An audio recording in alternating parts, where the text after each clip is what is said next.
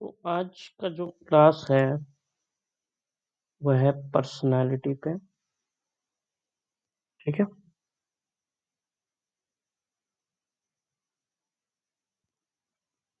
व्यक्तित्व।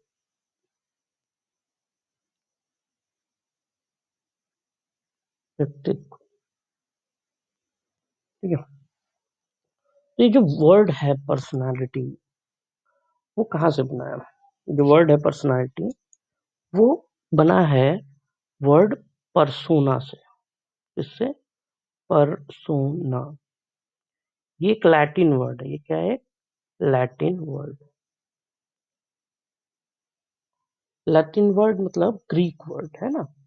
Greek word से लिया गया है ये परसोना। ठीक।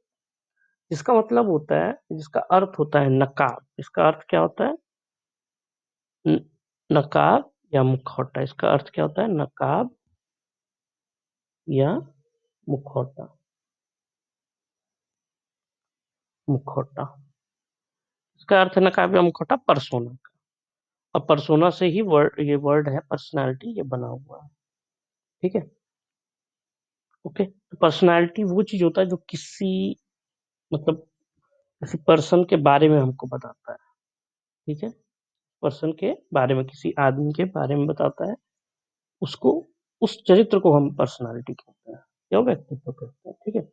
तो कई सारे, देखो, पर्सनालिटी के बहुत सारे डेफिनेशंस या परिभाषाएं अलग अलग मतलब स्क्रिप्चर में मिली है ना। अलग अलग राइटिंग्स में अलग अलग जो अलग अलग सभ्यता के लोगों ने उसके बारे में लिखा, या अलग अलग फिलोसफर ने अलग अलग, है ना, कई सारे दर्शन शास्त्रियों ने को अलग अलग तरीके से लिखा है, या साइकोलॉजिस्ट ने।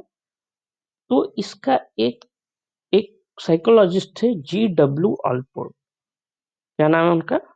G.W. ऑलपोर्ट। इन्होंने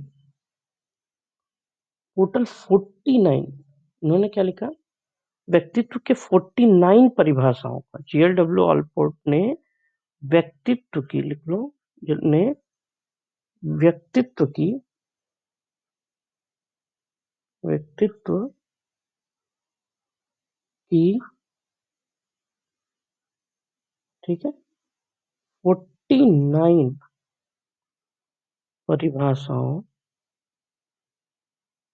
परिभाषाओं, परिभाषाओं का अध्ययन किया। का अध्ययन किया। और 49 परिभाषाओं का अध्ययन करने के बाद उन्होंने एक उचित परिभाषा दी, या और एक उचित परिभाषा दी, और एक उचित परिभाषा दी।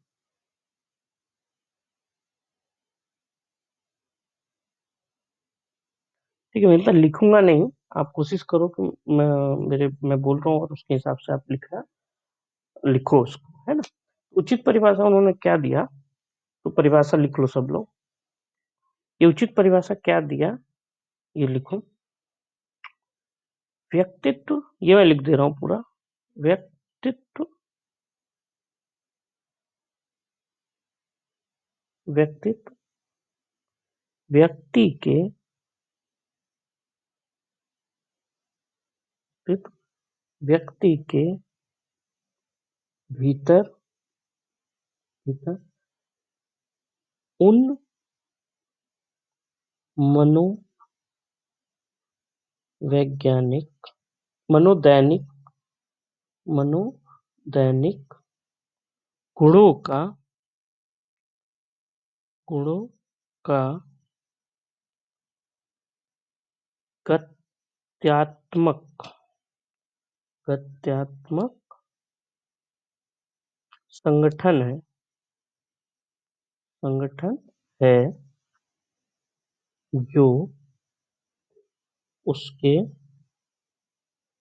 जो उसके, जो उसके वातावरण, वातावरण के प्रति के प्रति विशिष्ट विशिष्ट स-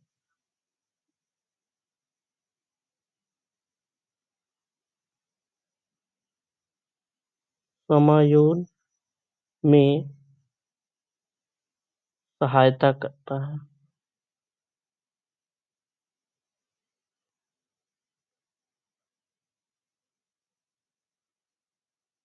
ये एक स्टैंडर्ड डेफिनेशन है जो जेल ऑलपोर्ट ने दिया था। ठीक है, अब इसमें हमको कुछ चीजें समझनी होगी। गत्यात्मक संगठन ये क्या होता है? गत्यात्मक संगठन हुआ और मनोविज्ञान मनोदैनिक गुण इनके बारे में हमको समझना होगा। तो लिखो मनोदैनिक गुण, पहले लिखो कि मनोदैनिक गुण क्या होता है। मनोदैनिक गुण है ना? इसके बारे में लिखिए। मनोदैनिक गुण लिखिए। आपके अंदर आपके अंदर पाई जाने वाली पाई जाने वाली मानसिक और दैनिक गुण संगठन। मनोदैनिक गुण क्या है? आपके अंदर आपके अंदर पाई जाने वाली, मतलब मनुष्य के अंदर है ना, इंसानों के अंदर पाई जाने वाली मानसिक, ठीक है, मेंटल और दैनिक यानी कि डेली, ठीक है, दैनिक गुण संगठन। ठीक है, ये इसका क्या मतलब हुआ? मनोदैनिक मानसिक और दैनिक गुण संगठन। तो ये किस टाइप के गुण होते हैं? ठीक है? जैसे कि अब हम लोग कोई चीज है जो डेली जो हमारे बिहेवियर में दिखाई देता हो, जो मानसिक चीज, जैसे कि अ, हम हम जैसे गुस्सा करते हैं। ठीक है, तो ये हमारे अगर स्वभाव में गुस्सा करना है, तो ये हम अब डेली बेसिस पे ये हमें दिखेगा, मतलब हम किसी पर्टिकुलर आदमी को ऑब्जर्व करेंगे तो हमें वो डेली बेसिस पे हमको पता चलता है कि हाँ इसके अंदर गुस्से का स्वभाव है या नहीं है ना? हमेशा गुस्सा दिखाता है, कभी कभी गुस्सा दिखाता है, इस तरीके से हम उसका स्वभाव समझ पाए। और दैनिक गुणों के जो दैनिक मतलब डेली बेसिस पे जो हम मानसिक गुण उसके देखेंगे, उसके हिसाब से हम उसके मनोदैनिक गुण के बारे में भी समझ पाएंगे कि वो कौन कौन से गुणों का संगठन है जो मनोदैनिक है।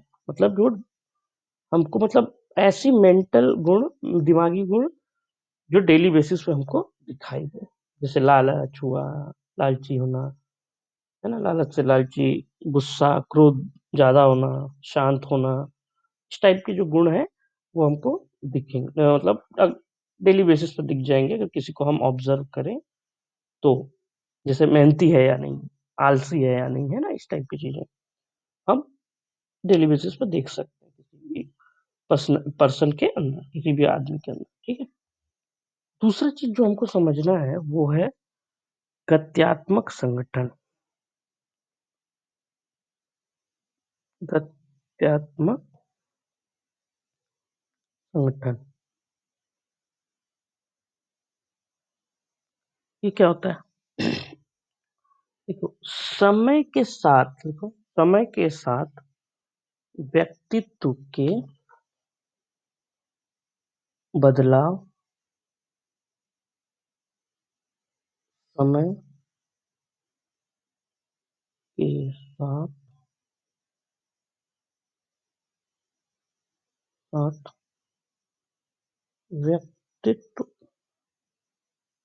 व्यक्तित्व के बदलाव में परिवर्तन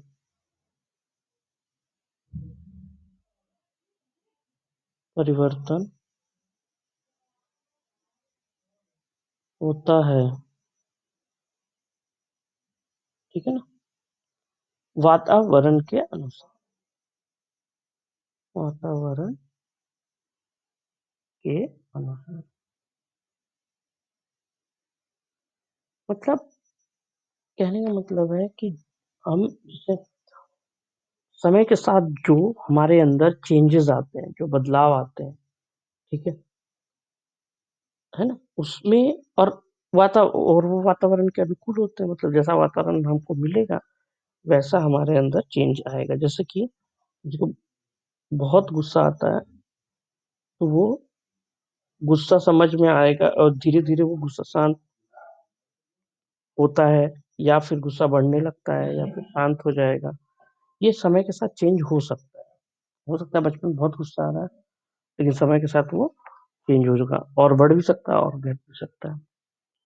इसमें इसमें से देखो कुछ चीजें जैसे हम लोग बहुत अच्छे से ऑब्जर्व कर पाते हैं, जैसे कि अम, अगर हम लोग छोटे पर क्या देखते हैं कि हम लोग किसी पर्टिकुलर सब्जी को नहीं खाना पसंद करते हैं, बट जैसे जैसे हम बड़े होते हैं तो हम हमारे अंदर वो चेंज आ जाता है और हम वो सब्जी खाना शुरू कर देते हैं, राइट। तो ये भी एक तरीके का समय के साथ परिवर्तन है जो वातावरण के अनुसार होता है, ठीक है। एग्जाम्पल से और समझते हैं। मान लो कि कोई लड़का है अपने घर में, लड़के जनरली घर में झाड़ू वाड़ू लगाना नहीं पड़ता, लेकिन समय के साथ जब वो बड़े होते हैं और बाहर जाते हैं और अकेले रहते हैं किसी रूम में, वहां वो झाड़ू लगाना, खाना बनाना, ये सब काम वहां पे करते हैं, राइट। तो ये भी एक तरीके का क्या है, गत्यात्मक, मतलब समय के साथ जो बदलाव है। और इन समय के साथ जो व्यक्तित्व में बदलाव होते हैं, इनके संगठन को क्या कहते हैं, गत्यात्मक संगठन, ठीक है, इनको कहते हैं गत्यात्मक, ठीक। ये हमको एक चीज क्लियर हो गया।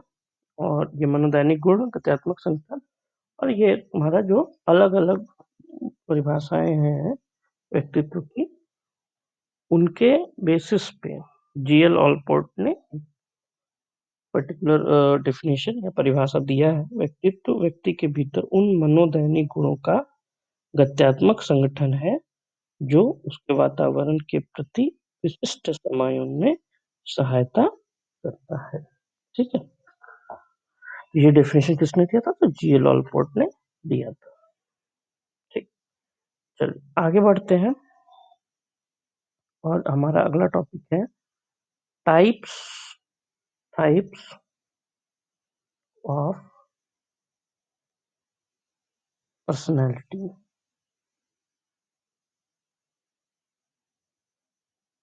या इसको हम कह सकते हैं व्यक्तित्व के, व्यक्तित्व के प्रकार, है ना, व्यक्तित्व के प्रकार, ठीक है। पहले नंबर पे जो व्यक्तित्व के प्रकार के लिए पहला जो नंबर है, हिप्पोक्रेटस, एक मनोवैज्ञानिक थे, वो क्रेटस, हिप्पोक्रेटस, ये 400 बीसी के अराउंड, ईसा पूर्व, है ना, 400 ईसा पूर्व। तो इन्होंने यही चीज को शरीर के द्रव्यों के आधार पे बांटा था, पर्सनालिटी को या व्यक्तित्व को, इसकी बेसिस पे शरीर के द्रव्यों के आधार पे, आधार आधार पर। तो उन्होंने क्या क्या बताया था शरीर के आधार पे। पहला, उत-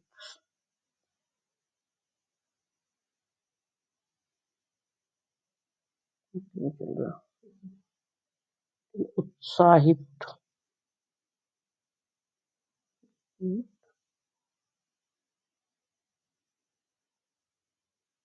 उत्साहित, उत्साहित। ठीक है। ये रक्त, रक्त जो होता है ना, रक्त हमारे फ्लूइड, हमारे में कौन कौन से फ्लूइड होते हैं समझो। शरीर के द्रव्य कौन कौन से? रक्त, ठीक है, कफ, कफ, काला पित्त, काला पित्त और पीला पित्त।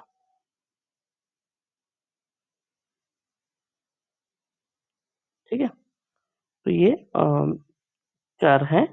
ठीक है। अब देखो, जिसमें रक्त का प्रभाव ज्यादा होगा वो क्या होगा? उत्साहित। ठीक है। जिसमें कफ का प्रभाव ज्यादा होगा वो क्या होता है? वो हो जाए वो, जिसमें हमारा, तो उत्साहित को हम एक और वर्ड से समझ सकते हैं, साहसी। साहसी। तो जिसमें कफ का प्रभाव ज्यादा होगा वो हो जाएगा स्लास्मिक, है ना? स्लास्मिक।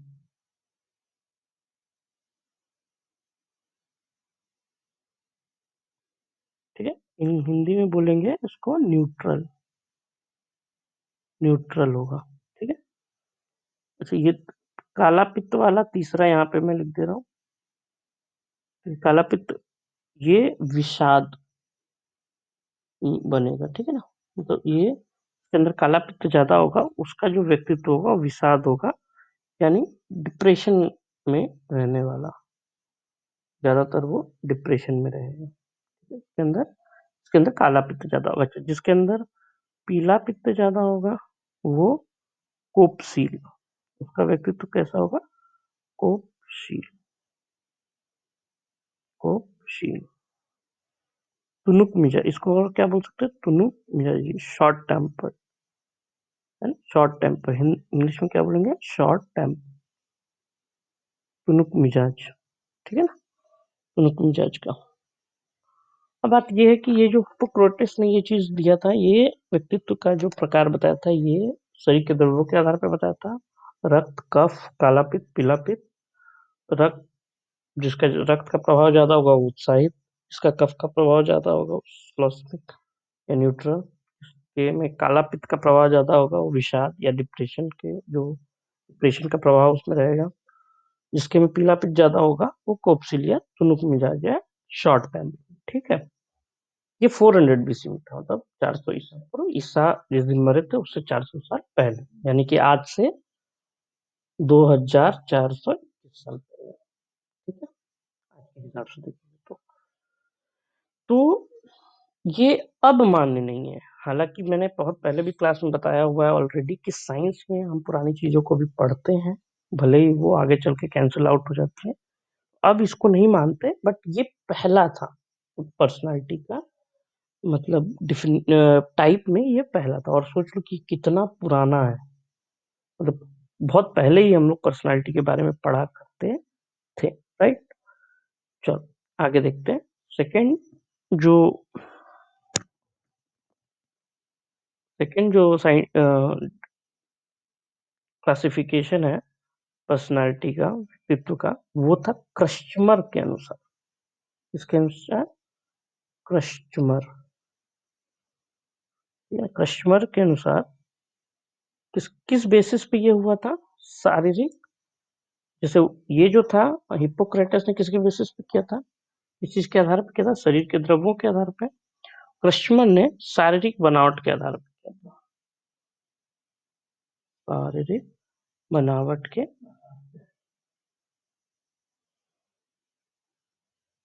ठीक, शारीरिक बनावट के आधार।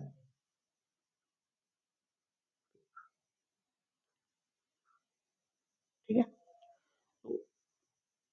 इन्होंने क्या क्या बताया था? पहला इन्होंने बताया था पिकनिक, पिकनिक। ठीक है। ये क्या होता है अभी हम लोग आगे पढ़ेंगे इसको। दूसरा इन्होंने बताया था एस्थेट एस्थेनिक एस्थेनिक, ठीक है। एस्थेनिक, मैं इसको बता दूंगा।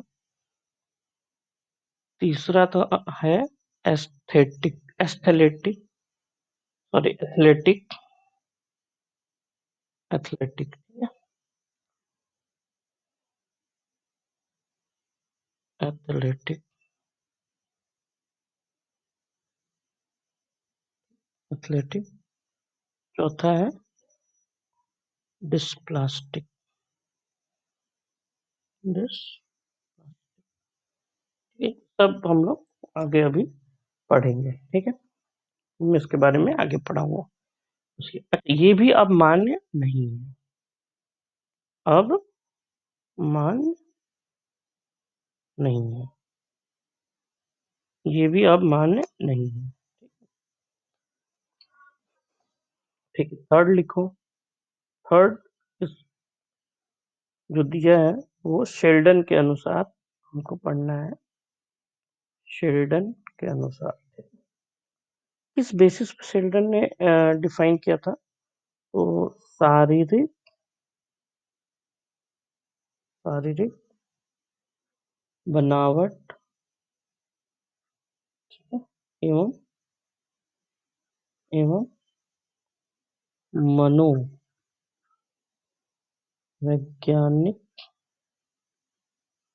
मनोवैज्ञानिक गुणों के आधार पे,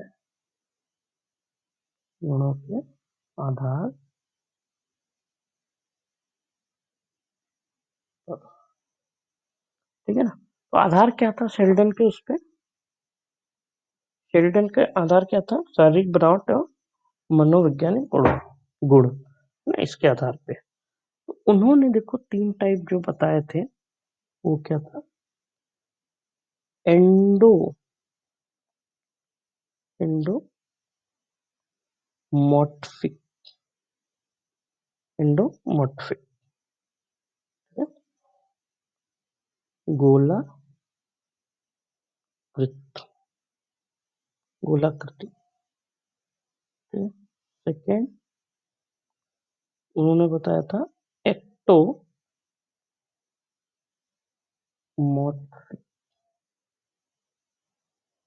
तो मॉर्फिक, लंबा कृत।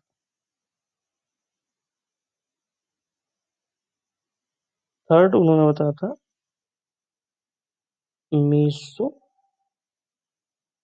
मेसोमॉर्फिक,